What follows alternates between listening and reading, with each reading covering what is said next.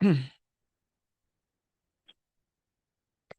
I'm JJ, otherwise known as the Practical Alchemist. Thank you so much for joining me today for another daily thought. And today I'm going to pick a card at random, well, not a card, but a ticket sort of at random out of my little box that my friend gave me to do, look like that. And so I won't know what I'm getting out there. It'll be completely random. And let's see what it is. So here we are. Joy. Oh, wow. Joy. That's fantastic. I love that. Now, joy, of course, we can find joy in anything, actually. A lot of people are glass half empty and they complain all the time. And I complain lots as well about certain things, but, like to sort of move on from that pretty quickly and look for the good in everything. Deep joy. Wow, deep joy. Now, that takes me back. Any of you watching this remember Stanley Unwin? That's what immediately came into my head, that deep joy. That was his catchphrase, deep joy, or at least what he was very well known for saying. And I loved Stanley Unwin as a child. He was a comedian, an actor, and he was one of those stalwarts on chat shows when I was a kid. And I loved him because he basically made up his own little language, which was it was just a complete messing up of the English language, but in a beautiful, playful, funny way.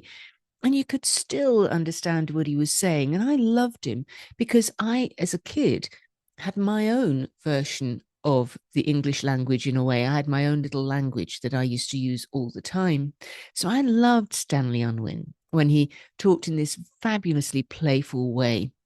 And I mean, I guess he would be compared to, let's think, Lewis Carroll in Through the Looking Glass, Alice Through the Looking Glass, Jabberwocky.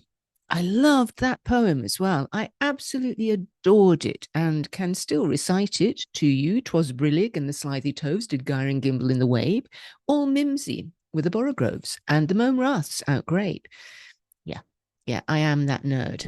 But but I just love that playfulness with language. That actually brings me deep joy. And I suppose the modern equivalent would be everybody today probably is quite familiar with the BFG, Roald Dahl's The BFG.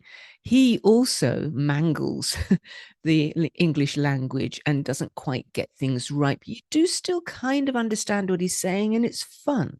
I think there's a Christmas ad at the moment for one of the stores with the BFG in it. So, that's quite fun as well.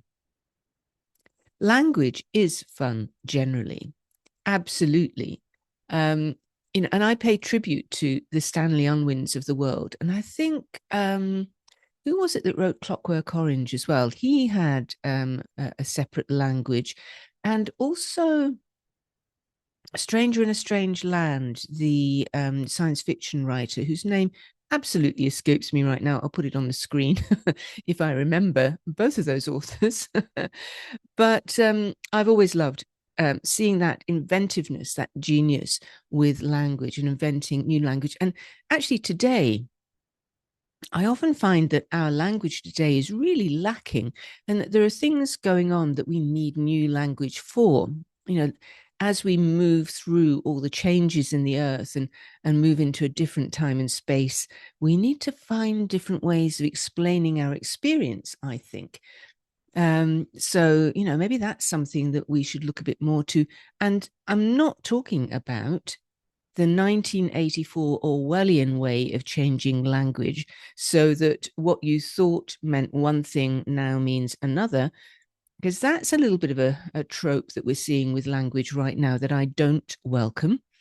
But hopefully we'll be able to move against that or just let that die and hold on to language that's meaningful, playful, and actually represents how we feel and what we're doing and where we're going. And that was the beautiful thing about Stanley Unwin.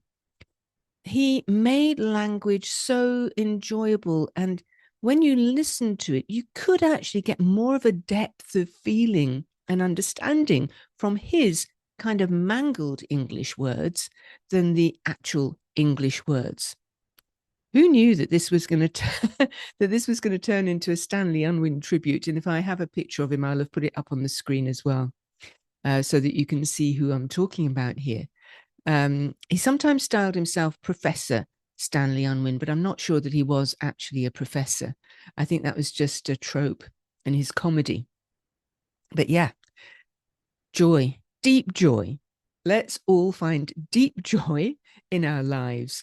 And with that, I will leave you on this frabtious day, Kalukale, that's Lewis Carroll though, and I'll see you in the next one, I hope.